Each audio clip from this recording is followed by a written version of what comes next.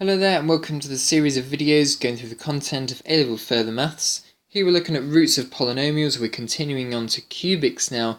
3 formulas this time, harder formulas, but all we have to do is just apply the formulas to the given problem and substitute in the numbers where it's relevant. Here we're going to be answering questions from exercise 4b. So, doing a similar process to what we did before. This time, instead of just alpha, beta as our roots, we've got alpha, beta and gamma, the next letter in the Greek alphabet. And in this case here, it's ax cubed plus bx squared plus cx plus d this time. So we need a fourth letter in the English alphabet. So what we can write is that the following must have this relationship here. So it's going to be a times x minus alpha times x minus beta times x minus gamma. Expand the brackets out of these 3 brackets here. You could do this and I could show you this, but just trust me that that's how it expands. And then group the like terms together. And now what we're going to do is connect or group together or compare the coefficients one with the other on the left hand side of this equation and the right hand side of this equation. So we can see to start with that x cubed is at the front of both equations. That's great. The next term that appears is the x squared term. So this is going to give us the coefficients of the x squared terms. That's b over a on the left hand side, which is equal to minus alpha plus beta plus gamma on the right hand side. But we're going to leave our final answer here as minus b over a equals alpha plus beta plus gamma.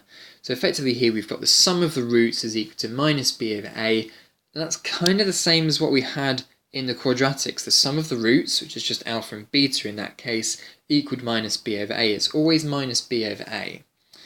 And effectively the same formula applies here. Alpha plus beta plus gamma, the sum of the roots, equals minus b over a. Let's now have a look at the coefficients of x.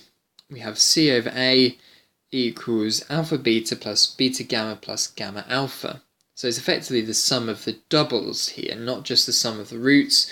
This is sum of the roots. This is the sum of the doubles, where they double up in every different combination that you can with these 3 letters alpha, beta and gamma. So these are what we're going to call the sum of the doubles, and this equals c over a.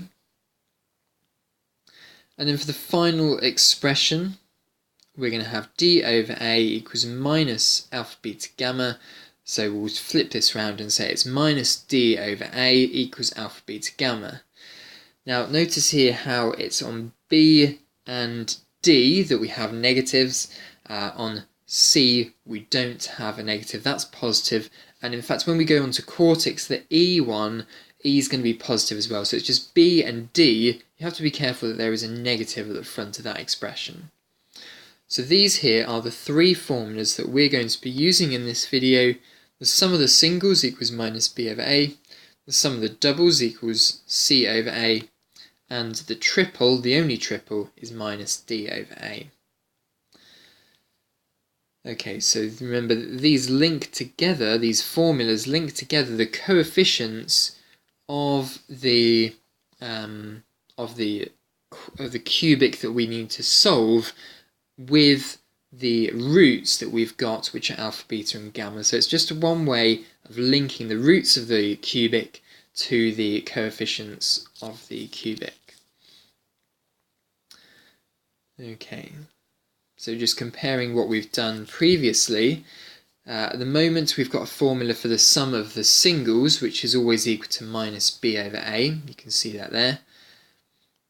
We also have the sum of the doubles. Now in the quadratic formula there's only one double, so it kind of is the sum of the doubles still, but because there's only one you just keep it as the same. And then on the right hand side here with the cubics, it's going to be the sum of the doubles doubling up in every different possible combination to give us c over a. And on the bottom here it's just the sum of the triples, but because there's only one triple, we've got alpha, beta and gamma multiplied together. That just gives us minus d over a. And notice as well that it's always the b that gives us a negative, and it will be the d that also gives us a negative as well. C is always positive. Okay, so a classic question here then. If alpha, beta and gamma are the roots, find alpha, beta plus gamma, alpha, beta plus gamma, beta, gamma plus gamma alpha, alpha, beta, gamma, and 1 over alpha plus 1 over beta plus 1 over gamma. These are our A, B, C and D values. A is 2, B is 3, C is -4, and D is 2. So for part A, great, we've summarised those. For part A, alpha plus beta plus gamma, we use the formula that the sum of the singles equals minus B over A. So what is the value of B and A? 3 over 2, so the answer there is just minus 3 over 2. So it's just as simple as substituting into a formula. You just have to remember those formulas.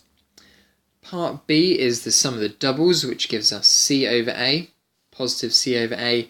So now this becomes a difficult bit. We're going to have to, no it doesn't, no it's not difficult at all. It's just substituting minus 4 over 2, and we get minus 2. So it's that easy.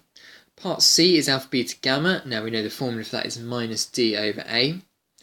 Substituting D and A, and we get minus, no, D should be 2. So we get 2 over 2, which is minus 1. Okay.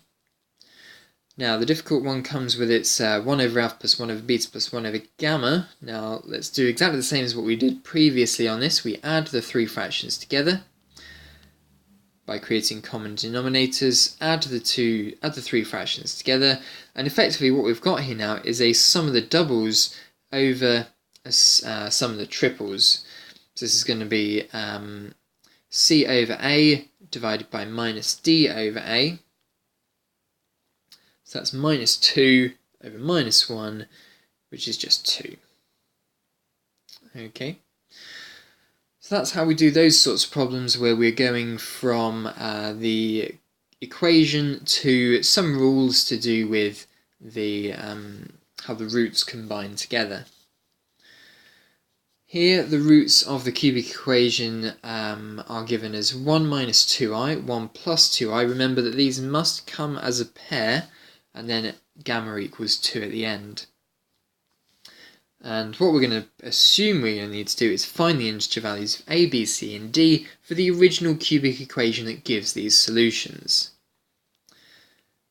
So what we can do here is starting off by dividing through by A on our cubic so that we can work out B over A, C over A, D over A using these three formulas above, and then we can just times through by A afterwards. So, reminding ourselves of the sum of the singles formula, alpha plus beta plus gamma equals minus B over A. Let's add all those three roots together. Notice here how the minus 2i and the 2i are going to cancel out. So all we get here is just 4. Let's write this as minus 4, so B over A is equal to minus 4. So minus 4 is going to slot in that position there later on. Sum of the doubles is going to equal C over A, so let's double these up now in every different possible combination and then hope that they i's all cancel out. So expanding the brackets, we're going to get 1 squared minus 2i plus 2i minus 4i squared, so that will give us 5 in total. 2 plus 4i and 2 minus 4i, so those i's all cancel out eventually, and we end up with 9. So 9 is the value of C over A, so when we come to it later, that C over A expression down there will be substituted with a 9, and remember the B over A will be substituted with a minus 4. The final one we need to work out now is this D over A, and remember the formula for that was minus D over A equals alpha, beta, gamma. So substitute those roots in, so it's going to be 1 minus 2i, 1 plus 2i times by 2. And remember when we expanded this expression here we got 5, so 5 times 2 gives us 10. Or we could effectively write this as D over A equals minus 10. Okay, so this expression here is going to be minus 10. This expression here is going to be 9, and this expression here is going to be minus 4. So all that's left for us to do now is substitute those values in. So substitute those values in and we get x cubed minus 4x squared plus 9x minus 10 equals 0. Do we need to times through by anything to get our final answer here? No, because we've got no fractions. We've effectively got a 1 at the front of this x cubed here, so that's our final answer. You can see there how we substituted these values in. We worked out b over a, c over a, d over a, and then just substituted them into the correct positions of the cubic equation. Alright then, so your turn to have a go at these two questions here then. The second one in this case here is a little bit challenging, but you can have a go certainly at question 3, and you can certainly have a go at question 7 as well. Alright, pause the video to do so.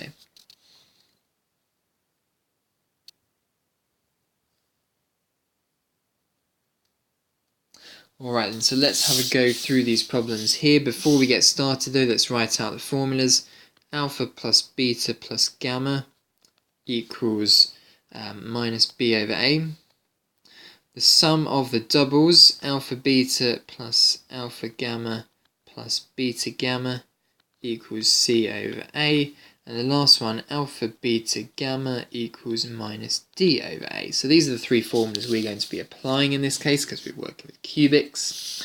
Alpha plus beta plus gamma is going to equal minus 4 over 7.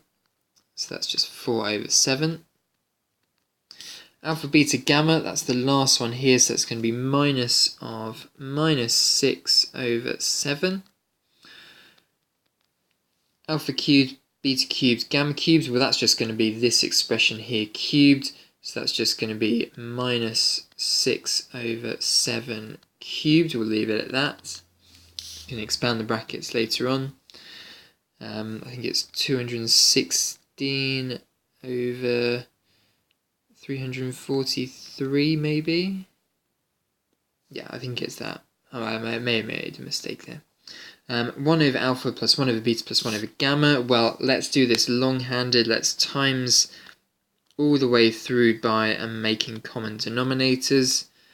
So how do you know what's going to go on top of what? Well, it's just the other two letters that are not involved so far on the bottom of your denominator. And add these together, so we're going to get alpha beta plus alpha gamma plus beta gamma all over alpha beta gamma. So this is our expression for what was alpha plus beta. Oh, we haven't got that yet, so that was c over a. We'll substitute that in now, and that was minus d over a. So effectively what we could do here is cancel out a's, so it's just c over minus d. So c was minus 1, d was 6, and it's a negative of all of this, so it's going to be 1 over 6 as your final answer there. Alright then, so question 7 then is 16x cubed minus kx squared plus, now there's no normal x term, so effectively what we have here is a situation where c is equal to 0 and d is 1. Write down the values of alpha beta plus beta gamma plus alpha gamma. Well, that is the sum of the doubles, which is equal to c over a, so that is just 0 because c is equal to 0. Given that alpha is equal to beta, find the roots of the equation. Well, let's have a go then. Let's apply this formula up here then. So if alpha is equal to beta, then we'll just use alpha plus gamma equals minus b over a. Now minus, that would be minus of k over minus k over 16. So effectively we've got an equation here of 2 alpha plus gamma equals minus k over 16. I guess that might be useful, it might not be useful because it's still got k in it. Let's carry on. The next formula is this one here, alpha squared plus 2 alpha gamma. So what we've done there is I've substituted in beta for alphas in every single position. There's a beta. You can see here that's going to simplify to alpha squared plus 2 alpha gamma, and that's going to equal 0.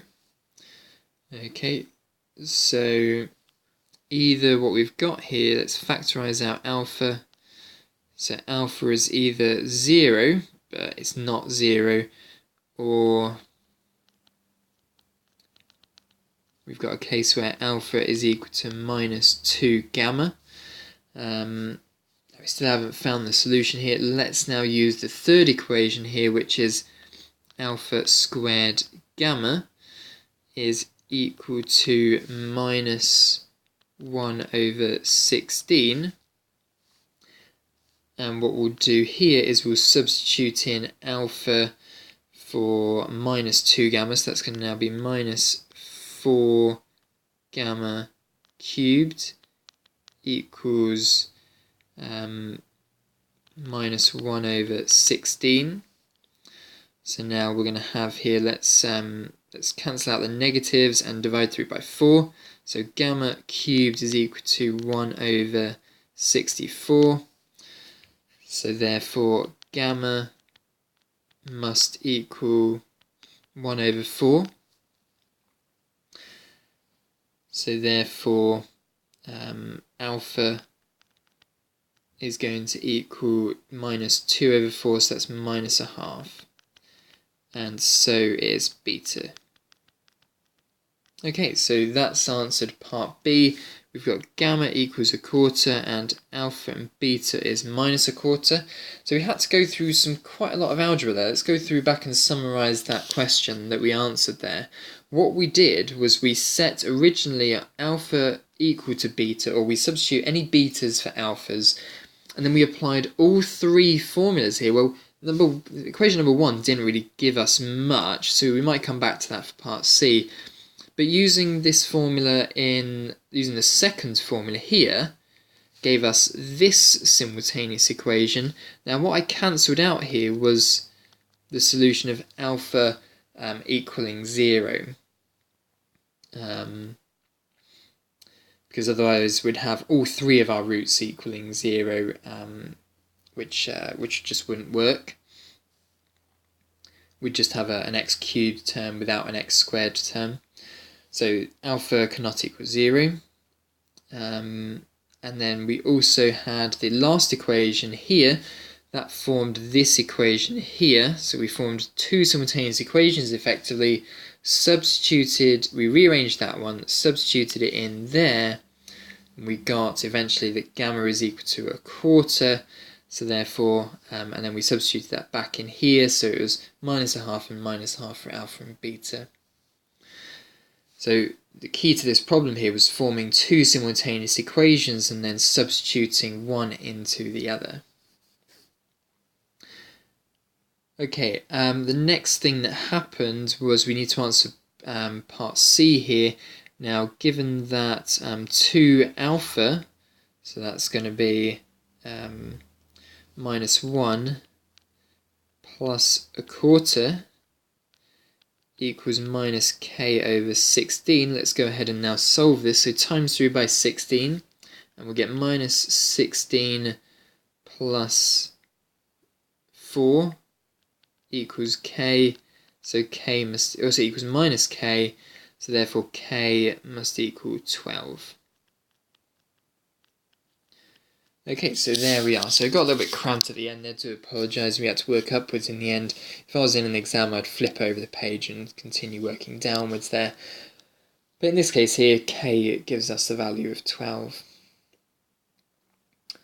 Alright then, so yeah, that's the answer to this problem here then. So thanks very much for watching. Have a go at lots of questions from exercise 4b. There are certainly more challenging ones, simpler ones like this question 3 here, and more challenging ones like this question 7 here. So don't be afraid of the more difficult ones. The more you do the more difficult ones, the better mathematician you're going to become.